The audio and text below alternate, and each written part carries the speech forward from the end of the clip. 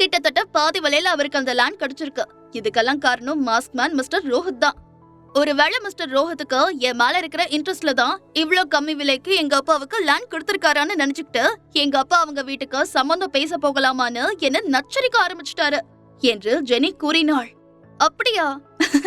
சரி, அப்புறம் எப்படி சமாளிச்சா என்று நித்யா சிரித்துக் கொண்டே கேட்கவும், என்னத்த சமாளிக்கிறது போ, மாஸ்க்மேனை பத்தி நீ யாருக்கும் எதுவும் தெரியக்கூடாதுன்னு வேற சொல்லியிருந்த இல்லையா? அதனால நான் எங்க அப்பா கிட்ட ரோஹித் கிட்ட அந்த மாதிரி எல்லாம் பழகல, அவரு என்ன தன் கூட பிறந்த தங்கச்சி மாதிரி தான் நினைக்கிறாருன்னு சொல்லி சமாளிச்சு வச்சிருக்கேன் என்று ஜெனி கூறவும், ரொம்ப தேங்க்ஸ் டி என்று நித்யா கூறினாள். உன் தேங்க்ஸ் எல்லாம் எனக்கு வேண்டாம், நீ எனக்கு ஒரு ஹெல்ப் பண்ணணும் என்று ஜெனி தன் முகத்தை சீரியஸாக வைத்துக் கொண்டு கூறினாள். என்னது, நான் உனக்கு ஹெல்ப் பண்ணணுமா? இது வரைக்கும் நீ தானடி எனக்கு ஹெல்ப் பண்ணிட்டு இருக்க. என்னால முடிஞ்ச எந்த ஹெல்ப்பா இருந்தாலும் நான் உனக்கு கண்டிப்பா பண்ணுவேன். என்ன செய்யணும் சொல்ல என்று கேட்டாள். ஒரு ஆழ்ந்த பெருமூச்சை வெளியேற்றிய ஜெனி, அது வந்து நான் யாரையாவது லவ் பண்ணணும் என்று தயங்கிக் கொண்டே கூறியவள் டக்கென்று நிமிர்ந்து, எப்படி லவ் பண்றது என்று மிகவும் ஆர்வத்துடன் கேட்டாள். ஜெனி கூறியதை கேட்டவுடன் நித்யாவிற்கு இருமல் வந்துவிட்டது. அவள் தன்னுடைய தலையை தட்டிக்கொண்டு, என்னடி சொன்ன என்று கேட்டாள். ஆமாண்டி என்று அழுத்துக் கொண்ட ஜெனி, நான் உன்ன மாதிரி சூப்பரான ஃபிகரா இல்லனாலும் சுமாரான ஃபிகரா தான் இருக்கேன். உன்ன மாதிரி எனக்கு நல்லா சமைக்க தெரியாது, ஆனா நல்லா சாப்பிட்டு தெரியும். என்னை எவனும் திரும்பி பார்க்க மாட்டேங்கிறான். நானே வெளியே போய் பேசினாலும் அவங்க என்ன சிஸ்டர்னு சொல்லிடுறாங்க. இந்த வயசுல பாய் ஃப்ரெண்ட் இல்லன்னு வெளியே சொல்லவே அசிங்கமா இருக்கு. இதையெல்லாம் பார்க்க எனக்கு எரிச்சலா இருக்குடி என்று ஜெனி புலம்பினாள். ஜெனி கூறியதை கேட்டவுடன் நித்யாவிற்கு சிரிப்பு வந்துவிட்டது. சிரித்தால் அவள் கோபப்படுவாள் என்பதால் கட்டுப்படுத்திக் கொண்ட அவள், சரி, உனக்கு எந்த மாதிரி பையன் வேணும் சொல்லு, நான் என்னோட மாஸ்க்மேன் கிட்ட சொல்லி உனக்கு ஏத்த பையனை பார்க்க சொல்றேன் என்று கூறினாள். சூப்பர் டி என்று கூறிய ஜெனி பாய்ந்து சென்று நித்யாவை கட்டி அணைத்துக் கொண்டாள். திடீர் என்று ஜெனி முகம் மாறியது. ஏய், நீ எப்படி இவ்ளோ சாஃப்டா பஞ்சு மெத்த மாதிரி இருக்கா என்று கூறிக்கொண்டே மூக்கை உறிஞ்சி மோப்பம் பிடித்தவள், உன்கிட்ட இருந்து வர வாசனை அப்படியே ஆள அசுத்தது, அதனாலதான் மாஸ்க்மேன் உன் மேல பைத்தியமா இருக்காருன்னு நினைக்கிறேன் என்று கூறினாள்.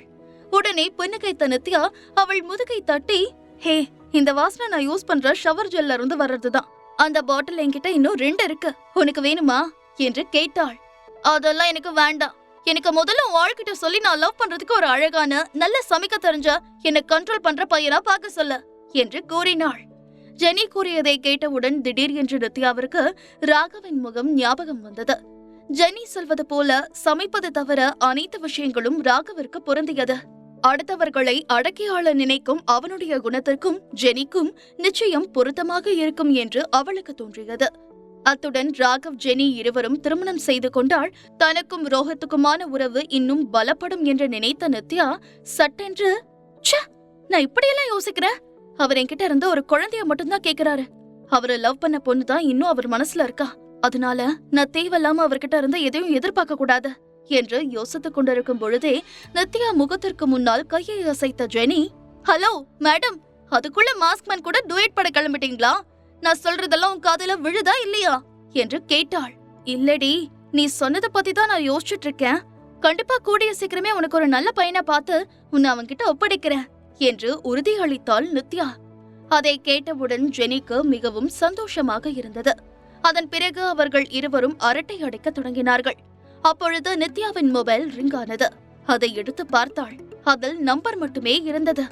உடனே தலையை நீட்டி எட்டி பார்த்த ஜெனி, என்னடி, மிஸ்டர் மாஸ்க்மேன் தான் உனக்கு கால் பண்றாரா என்று கேட்டாள்.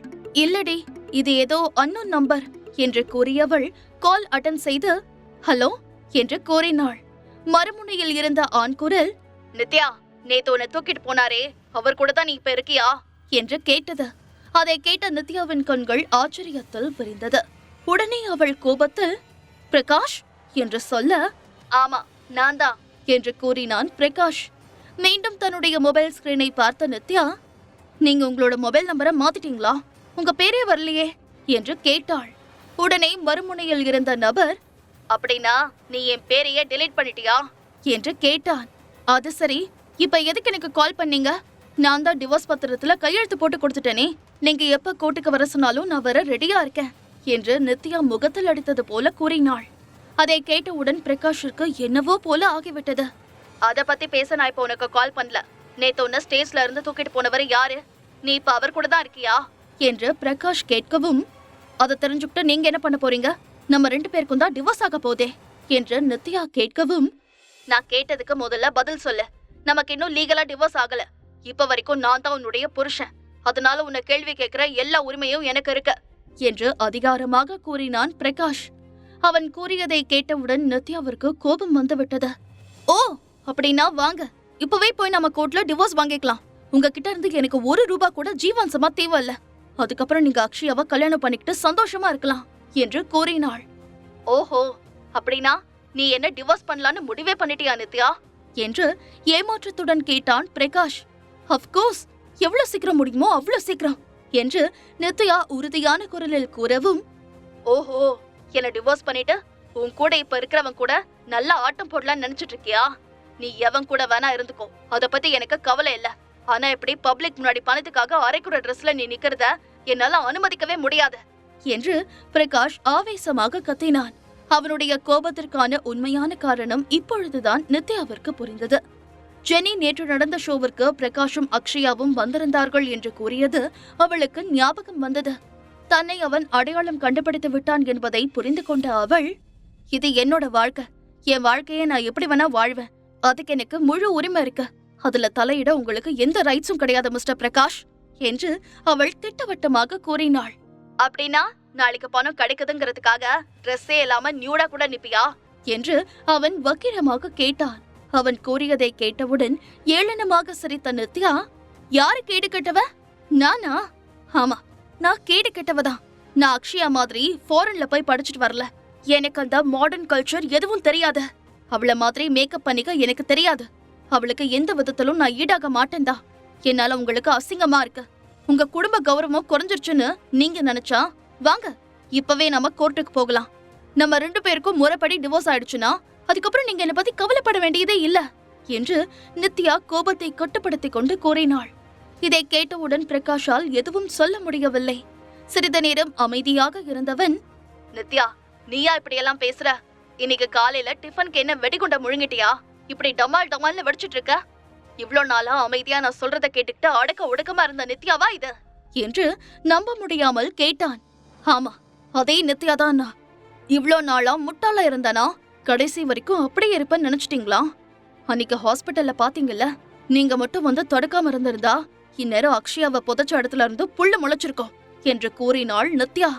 நான் ஒண்ணு அவளை காப்பாத்துறதுக்காக அப்படி நடந்துக்கல. ஒரு காரணத்துக்காக தான் நான் அப்படி செஞ்சேன். அத பத்தி நான் அப்புறமா உன்கிட்ட சொல்றேன் என்று பிரகாஷ் கூறவும், அதெல்லாம் எனக்கு தேவையில்லாத விஷயம். இப்பவே நான் கோர்ட்டுக்கு வரேன். நீங்க ஒரு ஆம்பளையா இருந்தா கோர்ட்டுக்கு வந்து டிவோர்ஸ் பேப்பர்ல கையெழுத்து போட்டுட்டு போங்க. இன்னைக்கே நம்ம 2 பேருக்கும் இருக்கிற உறவு முடிஞ்சு போகட்டும் என்று கூறிவிட்டு அவனுடைய பதிலை எதிர்பார்க்காமல் போனை கட் செய்தாள் நித்யா. ஒரு ஆழ்ந்த பெருமூச்சை வெளியேற்றி தன்னை ஆசுவாசப்படுத்திக் கொண்டாள். தன்னுடைய கோபத்தை வெளிப்படுத்தி அவளுக்கு வெகு நாட்கள் ஆகிவிட்டது. இப்பொழுது அவள் மிகவும் உற்சாகமாக இருந்தாள். அவள் பேசுவது அனைத்தையும் வாய் பிளந்து கேட்டுக்கொண்டிருந்த ஜெனி கையை தட்டிக்கொண்டு அருகில் வந்து அவளை கட்டி அணைத்து, வெரி குட் நித்யா, அந்த டபரா மண்ட பிரகாஷுக்கு சரியான பதிலடி கொடுத்த. இந்த உலகத்திலேயே தான் மட்டும்தான் பெரிய மன்மத. தான் கண்ணு சச்சா எல்லா பொண்ணுங்களும் தன் காலடியில வந்து விழுவாங்கன்னு அவன் ரொம்ப தெனாவட்டா சுத்திட்டு இருந்தான். அவனுக்கு சரியான ஆப்ப வச்சுட்ட நீ என்று பாராட்டினாள். இப்படியெல்லாம் பேச எனக்கு பழக்கமே இல்ல ஜெனி. ஆனா அந்த பிரகாஷ் தான் என்ன இப்படியெல்லாம் பேச வச்சுட்டான் என்று நித்யா கூறவும், இதே மாதிரி நீ ஆரம்பத்திலே பேச இருந்திருந்தா அந்த பிரகாஷும் அவங்க அம்மாவும் சேர்ந்து உன்னை இந்த அளவு குடும்பப்படுத்திருக்க மாட்டாங்க என்று ஜெனி கூறினாள். மறுபுறம் நித்யா இன்னும் லைனில் இருக்கிறாள் என்று நினைத்துக் கொண்டு பிரகாஷ் பேசிக்கொண்டே இருந்தார். ஆனால் மறுமுனையில் இருந்து எந்த பதிலும் வரவில்லை என்றவுடன் மொபைலை பார்த்தான். அது ஏற்கனவே கட்டாக இருந்தது. உடனே பற்களை கடித்துக் கொண்டு, டிவோர்ஸ் பண்றேன்னு எனக்கே சவால் விடுறாளா அந்த நித்யா? அந்த அளவுக்கு அவளுக்கு எங்கிருந்து தைரியம் வந்துச்சு? உன்னை அவ்வளவு சீக்கிரம் விட்டுடுவேன்னு நினைச்சியாடி? சான்ஸே இல்ல என்று முணுமுணுத்த அவனுக்கு ஆத்திரம் தலைக்கு ஏறியது. தன்னுடைய கையில் இருந்த போனை தூக்கி பெட்டில் எறிந்தான். அப்பொழுது, பிரகாஷ் டார்லிங் என்று கொஞ்சிக் கொண்டே உள்ளே வந்த அக்ஷயா, என்ன டார்லிங், ரொம்ப டென்ஷனா இருக்கீங்களா? திரும்பவும் நித்யாவுக்கு கால் பண்ணி சண்டை போட்டீங்களா? இந்த ஆப்பிள் ஜூஸை குடிங்க, உங்க கோபம் கொஞ்சம் குறையும் என்று கொஞ்சம் குரலில் கூறினாள். அக்ஷயா ஒரு நோக்கத்திற்காகத்தான் பிரகாஷுடன் இணைந்து இருக்கிறாள். பிரகாஷை எப்படியாவது தன்னுடைய கட்டுப்பாட்டுக்குள் வைத்துக் கொள்ள வேண்டும் என்று நினைத்த அவள், சாரி பிரகாஷ், நேத்து நான் ஏதோ கோபத்துல உங்ககிட்ட சண்டை போட்டுட்டேன். யாரோ ஒரு பொண்ணு உங்களை மயக்க நினைக்கிறான்னு கேள்விப்பட்ட உடனே என் இதயத்தை யாரோ என்கிட்ட இருந்து புடுங்கிட்டு போற மாதிரி இருந்துச்சு. நான் உங்களை எவ்வளவு லவ் பண்றேன் தெரியுமா? என் மனசு முழுக்க நீங்க தான் இருக்கீங்க. உங்களை வேற ஒரு பொண்ணு கூட என்னால நினைச்சு கூட பார்க்க முடியாது. அதோட இப்ப நான் கர்ப்பமா இருக்கேனா, அதனாலதான் எனக்கு சட்டுன்னு கோபம் வருது. சாரி, என்ன மன்னிச்சிருங்க டார்லிங் என்று மயக்கம் குரலில் கூறினாள். ஏ, என்ன சொல்ற நீ? என்ன லவ் பண்றியா என்று பிரகாஷ் சந்தேகமாக கேட்கவும், என்ன டார்லிங், என்ன பார்த்து இப்படி ஒரு வார்த்தை கேட்டுட்டீங்க? நான் உங்க மேல உயிரையே வச்சிருக்கேன் தெரியுமா? நீங்க ரொம்ப ஹேண்ட்ஸமா, ரிச்சா, பார்க்க சினிமா ஹீரோ மாதிரி இருக்கீங்களா? அதனாலதான் உங்களை எல்லா பொண்ணுங்களும் கொஞ்சம் கூட வெக்கமே இல்லாம சுத்தி வராங்க. யாராவது என்கிட்ட இருந்து உங்களை தட்டி பறிச்சுட்டு போயிருவாங்களோன்னு எனக்கு எவ்வளவு பயமா இருக்கு தெரியுமா என்று அப்பாவையாக முகத்தை வைத்துக் கொண்டு அக்ஷயா கூறவும், அவளை பிடித்து தள்ளிவிட்ட பிரகாஷ், போதும் நிறுத்து. ஒரு காலத்துல என்னையும் அந்த வெக்கங்கெட்ட பொண்ணுங்க மாதிரி தான் நீயும் சுத்தி வந்து மயக்கனங்கிறதா மறந்துடாத என்று எச்சரிக்கும் விதமாக கூறினார். பிரகாஷ், என்ன பண்றீங்க? உங்க குழந்தை என் வயித்துல இருக்குங்கிறத மறந்துட்டு என்ன பிடிச்சு தள்ளி விட்டுட்டீங்களே. எனக்கு என்ன ஆனாலும் பரவாயில்ல, ஆனா நம்ம குழந்தைக்கு ஏதாவது ஆச்சுன்னா என்ன பண்ணுவீங்க என்று கோபமாக கேட்டாள். அப்பொழுதுதான் தான் செய்த தவறு பிரகாஷிற்கு புரிந்தது. விரக்தியில் தன்னையே நொந்து கொண்டவன், சாரி அக்ஷயா, நான் ஏதோ கோபத்துல அந்த மாதிரி பண்ணிட்டேன். சரி வா, நம்ம ஹாஸ்பிட்டலுக்கு போகலாம் என்று இறங்கி வந்து கூறினான். பிரகாஷ் இறங்கி வரவும் எகிரிய அக்ஷயா, உண்மையை சொல்லுங்க, நேத்து ஆட்டோ ஷோவ்ல கலந்துக்கிட்ட மாடல் ஒருத்திக்கும் உங்களுக்கும் என்ன சம்பந்தம்? அவகிட்ட எதுக்கு கொஞ்சி பேசிட்டு இருந்தீங்க என்று கேட்டாள். அக்ஷயா கூறியதை கேட்டவுடன் பிரகாஷிற்கு ஆத்திரம் தலைக்கு ஏறியது. ஆனாலும் பல்லை கடித்துக் கொண்டு பொறுத்து கொண்ட அவன், நான் தான் உன்கிட்ட முன்னாடியே சொன்னேனே அக்ஷயா, அந்த பொண்ணுக்கும் எனக்கும் எந்த சம்பந்தமும் கிடையாது. நீ தேவையில்லாம எதையோ யோசிச்சுட்டு இருக்க என்று கூறினான். சரி, அப்படின்னா உங்க மொபைலை என்கிட்ட கொடுத்த உங்க மேல எந்த தப்பும் இல்லைன்னு நிரூபிங்க பார்க்கலாம் என்று அவள் சவால் விட்டாள். இதற்கு மேல் பிரகாஷால் அமைதியாக இருக்க முடியவில்லை. கோபத்தில் வடித்த அவன், ஓ, உனக்கு என் மொபைல் வேணுமா? என் கான்டாக்ட் லிஸ்ட் எல்லாத்தையும் எடுத்து எல்லாருக்கும் போன் பண்ணி என்ன அசிங்கப்படுத்தலாம்னு நினைச்சிட்டு இருக்கியா என்று அவன் கோபமாக கேட்கவும், இறங்கி வந்த அக்ஷயா, இல்ல பிரகாஷ், அப்படியெல்லாம் எதுவும் இல்ல என்று சமாதானம் செய்ய முயன்றாள். ஆனால் பிரகாஷ் விடவில்லை. ஏ, உண்மையை சொல்ல, நீ தானே டாக்டருக்கு பணம் கொடுத்து நித்யாவிற்கு குழந்தை பிறக்காதுன்னு அவளோட ரிப்போர்ட்டை மாத்த சொன்ன என்று அவன் மிரட்டும் குரலில் கேட்டான். உடனே அக்ஷயாவிற்கு தூக்கி வாரி போட்டது. முழு கதையையும் கேட்டு மகிழ பாக்கெட் FM ஆப்பை டவுன்லோட் செய்யுங்கள். லிங்க் டிஸ்கிரிப்ஷனில் கொடுக்கப்பட்டுள்ளது.